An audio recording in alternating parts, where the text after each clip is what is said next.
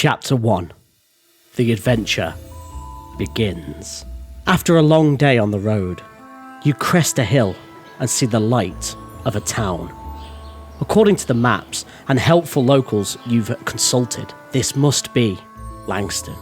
Through the last blush of sunset and still colour in the sky to the west, lamplight is already visible at the gate and in the street. In the dim twilight, you can see clearly as the dirt road that you've been travelling transitions into cobblestone. A simple stone wall rings the town. Even from the distance, you can see the timber-framed walls of the buildings in town are well maintained with fresh whitewash that glows gold in the lamplight. It's a beautiful little town, a prosperous trading hub nestled amongst the fertile farmland and old-grown forests you spent the last few days traversing. The stars are just starting to emerge as the lone howl of a wolf splits the silence from somewhere in the woods.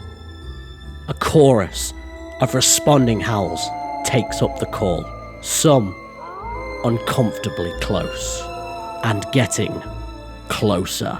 You pick up your pace and put more distance between you and the wilderness in the hopes of a soft bed, a hot meal, and some work for an enterprising adventurer.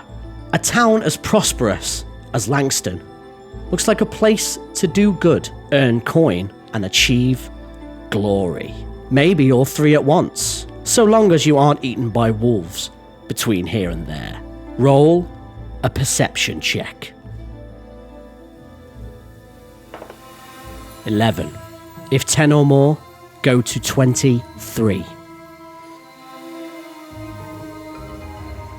You hear something in the woods off to one side and spin in that direction. A pair of golden yellow eyes peers out of the dark underbrush, so joined by a second pair. Turning around, you see more eyes gathered in the gloom around you. Before you even consider it as an option, a shaggy, dark grey wolf steps out into the path behind you. Hopelessly outnumbered, you can either square up and fight the pack of wolves or sprint into town. Let's fight the wolves. You square up to defend yourself as the pack of hungry wolves starts to circle, looking for an opening to attack. There are at least 10 of them, and something tells you more are waiting in the darkness of the trees. It looks like an early end to your adventuring career, but you're determined not to go down without a fight. You're just about to unleash your attack and go down fighting when you hear a bellow from behind you on the road. You turn around and a bold dwarf dresses in rough spun clothes and animal hide, pointing at you from on top of a rise on the road. Or maybe past you. Moonlight shines off the skin of his bald head. His face is lit by small balls of fire dancing in the air over his outstretched palms. "Oh no you don't!" he yells, the flames flaring in his emotions. "Get back, you lot!" The wolves immediately tuck their tails between their legs and lay their ears down flat. The apparent leader looks at you and whines. "Not a chance," the dwarf scoffs. "Go on now." The wolves slink quietly back into the woods, and you realise you're still poised to attack. The dwarf doesn't seem to notice as he approaches. He eyes you up and down. The silence between you stretches until it breaks with a massive sneeze. "Oh, sorry, are you alright?" he asks, with a lopsided smile and a sniffle. "Didn't have a chance to get a piece of you, did they?" "Yeah, I'm alright.